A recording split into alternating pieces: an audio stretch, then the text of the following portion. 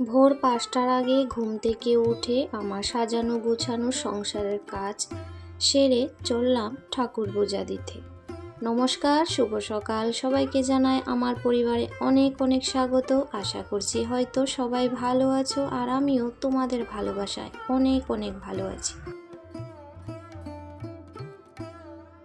এখন সকাল ৫টা মানেই যে ঘুটঘুটে অন্ধকার তেমন না। তো ঘুম থেকে উঠে কিন্তু একটু ফ্রেশ হয়ে রান্নাঘরে কিছুটা বাসন কুসন ছিল সেটা ধুয়ে তারপর চলে এসেছি একটু ছাদে। তো ছাদটা দেখলাম ফুল গাছগুলো আর একটু বাইরের হাওয়াটা একটু সকালে নিলাম, কারণ এখন আর হাঁটতে যাওয়া হয় না। সকাল সকাল মনে হয় এতটাই ব্যস্ত হয়ে পড়েছি, নিজের জন্য একটু কিন্তু সময় আলাদা করে দিতে পারছি না। তো যাই হোক, রুমে এসে আগে জানলাটা খুলে নিলাম, খুলে পর্দাগুলা সরিয়ে এই যে সোফাটা একটু গুছিয়ে রাখলাম, আর সঙ্গে কিন্তু বিছানাটা তুলে নেব, কারণ বিছানাটা তোলা হয়নি। তো বিছানাটা গুছিয়ে ঘরটা ঝাড় দেব, ঘরটা ঝাড় দিয়ে কিন্তু মুছে নেব। তারপর স্নান পূজা সেরে ওই যে বিপত্তারিণীর পূজা করতে যাব।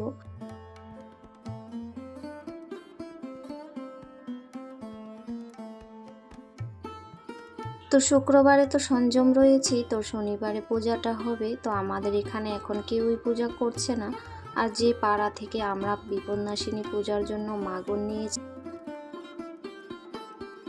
সে পাড়াতে আমাদেরকে নেবে না, পূজার মধ্যে অংশগ্রহণ করতে দেওয়া হবে না, সেটাই বলা হয়েছে। আর নিয়ম এটাই, এক পাড়া থেকে সেই মাগনটা উঠিয়ে এই পূজাতে দেওয়া যাবে না। তো যাই হোক, আমরা কিন্তু জানতাম না, আমরা যেই জায়গাতে এখন থাকি বর্তমানে পূজাটা এখানে হওয়ার কথা ছিল, আর এখন সবাই বলছে ওরা করবে না। আর আমরা এই কজন কিন্তু মাগনটা করে নিয়েছি 3 দিন, আর পূজাটা তো করতেই হবে, যেহেতু এটা স্বপ্নে দেখা, সবাই মিলে করছে, মনের মধ্যে একটা কুতকুতি থাকবে না করলে পরে। তো সেই জন্য ওই ননাসের বাড়িতে গিয়ে আমরা 3 জনা পূজাটা করব। তো মা হয়েছে গতকালকে বিকেলবেলা চলে গিয়েছে, তো আমি তো আর কালকে গেলে হতো না, যেহেতু মহিলা মানুষ বাড়িতে না থাকলে ঘরদোর কিন্তু কত কাজ থাকে, সেগুলা তো বুঝতেই পারো। তো সেই জন্য আজকে আমি যাব আর কি। তো এই যে সংসারের সমস্ত কাজ মিটিয়ে তো তারপর রান্না বান্না করে যেতে হবে, তারপর সন্ধ্যার সময় বিকেলবেলাতে আবার কিন্তু চলে আসবো।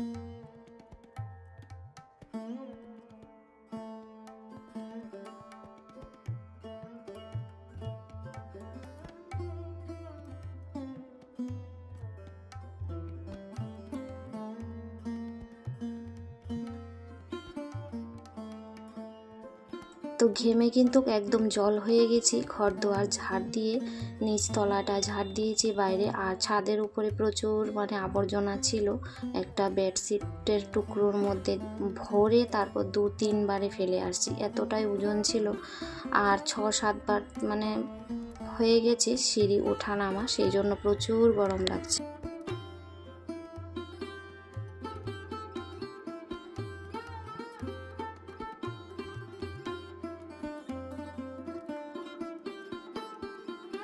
তো সংসারের সমস্ত কাজ আমরা অনেক কিছুই করে থাকি, সব কিছু যদি ক্যামেরাবন্দি করতে যাই ভিডিওটা তো অনেক বড় হবেই, সঙ্গে সবাই বোর হয়ে যাবে। আর এখানে ঘরের দরজাটার সামনে একটু কিসের দাগ পড়েছিল অনেক দিন ধরে, আর সেই জন্য কিন্তু একটু ঘষে নিলাম স্টিল উল দিয়ে। আর সমস্ত ঘর যেমন মনে হচ্ছিল আঠালো আঠালো, তাই একটু বসে বসেই মেজে নিলাম।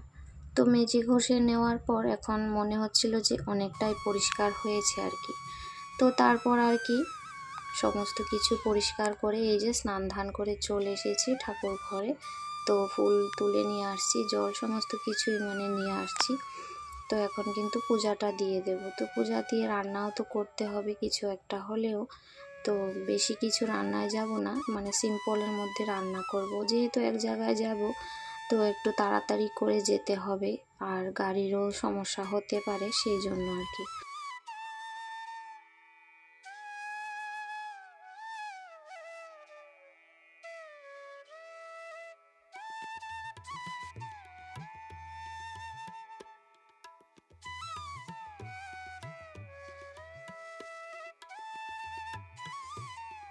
তো কাল রাতে একটু তাড়াতাড়ি শুয়ে পড়েছিলাম, কারণ তাড়াতাড়ি শুয়ে না পড়লে কিন্তু সকাল সকাল ওঠা যায় না। আর উঠেই তো এই কাজ করতে করতেই তো বেলা হয়ে যায়। এখন না নিজের জন্য একটু ব্যায়াম করতে সময় দিতে পারি, না হাঁটতে যেতে পারি, এরকম হয়ে গেছি। দিন দিন মনে হয় যেন কাজের চাপ বেড়েই চলছে, আর সঙ্গে তো মানে নিজের জন্য আলাদা করে কোনো দিকেই সময় বের করতে পারছি না। তো তারপরে এসে মানে ডালটা সেদ্ধ করে নিয়েছি আর ভাতও বসিয়েছি, সঙ্গে এখানে আলু ভাজাই করছি। তো নিরামিষই রান্না করে এখন যাচ্ছি, আর অন্য কিছুতে এখন যাচ্ছি না। তো সমস্ত কিছুই তো মানে রান্না করে আবার যাই রান্না করেছি একটু পরিষ্কার করে ধুয়ে টুয়ে রাখতে হবে, না হলে এভাবে ফেলে যেতে কিন্তু ভালো লাগে না। তো এখানে ডালটাই ফোড়ন দিয়েছি, মসুর ডালই করেছি। তো আমি তো খাবো না, এখন তো উপসে আছি, তো এভাবেই যাব।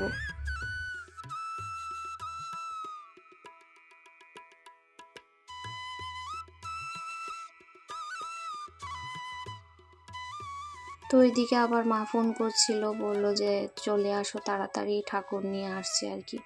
তো তাড়াতাড়ি আর কি যতটাই পারছি করছি, ওইদিকে আবার আলতা পরতে হবে।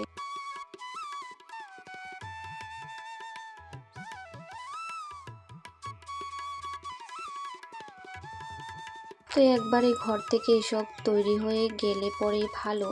তো আবার ওইদিকে ব্যাগের মধ্যে কাপড় চোপড় নিয়ে নিয়েছি, যেহেতু ভাইয়ের কাপড় পরেই কিন্তু পূজাতে বসতে হয়, এটাই নিয়ম আর কি। তো যাদের ভাই নেই তারা কাউকে ভাই বলে শাড়িটা নিতে হবে, তো এরকমই কিছু। তো যাই হোক, আমি একটা ছাপা সুতির শাড়ি নিয়েছি। তো এখানে কিন্তু একটু মানে সাজগোজ করে নিচ্ছিলাম, যেহেতু এক জায়গা থেকে এক জায়গা যাব, এভাবে তো আর বাড়িতে যেভাবে থাকি সেভাবে পাগলের মতো যাওয়া যায় না, তাই না?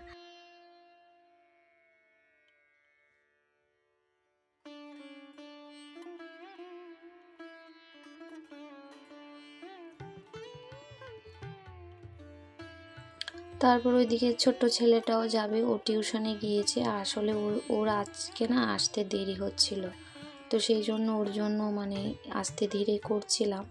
তো ওর আসতে প্রায় 9:30টার উপরেই বেজে গেছিলো। তারপর আসছে, তো বললাম যে মানে তাড়াতাড়ি করে স্নান করে নিতে। তো ওর সঙ্গে ওর কিন্তু কিছু খাওয়া হয়নি, ও একদম এভাবেই থেকে গেল উপসী।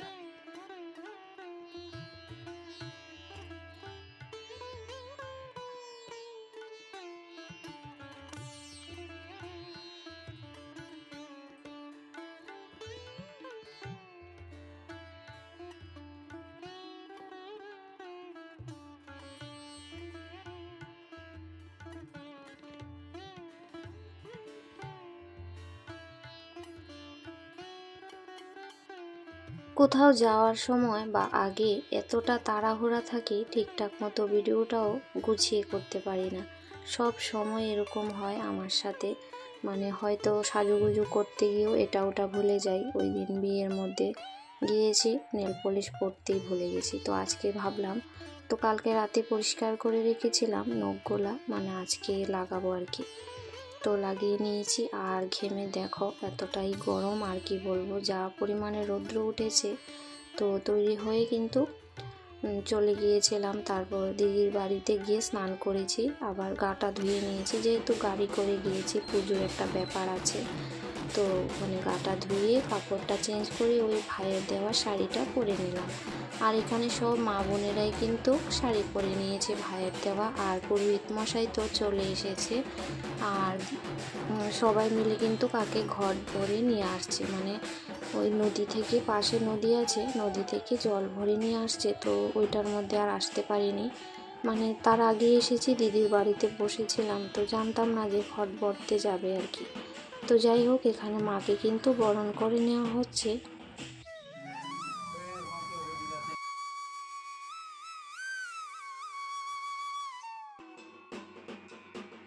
তো এখানে তো সেরকম করে কাউকে চিনি না, তো যাই বা দিদির যা আছে ওনাকে চিনি, আর মুখ তো চিনি অনেকেরই, মানে সেরকমভাবে পরিচয় নেই আর কি। তো যাই হোক, আমরা তো আছি। তো নিচের বাড়ি পিসি আছে, মা আছে, তারপর দিদি আছে, সবাই মিলে আমরা পুজোটার মধ্যে বসেছি। আর পুরোহিত মশাই 12টার সময় এসেছে, প্রায় 1:30 নাগাদ, মানে প্রায় 2টো বেজে গেছে। পূজা শেষ হতে হতে পাঁচালি পরে তেল পান ভাসিয়ে আসছি, তারপর কিন্তু প্রসাদ খেয়ে বাড়ি চলে আসছি। তো সেগুলো আর শেয়ার করতে পারলাম না। তো আজকের মতো এইটুকুই ভিডিওটি। সবাই ভালো থেকো, সুস্থ থেকো।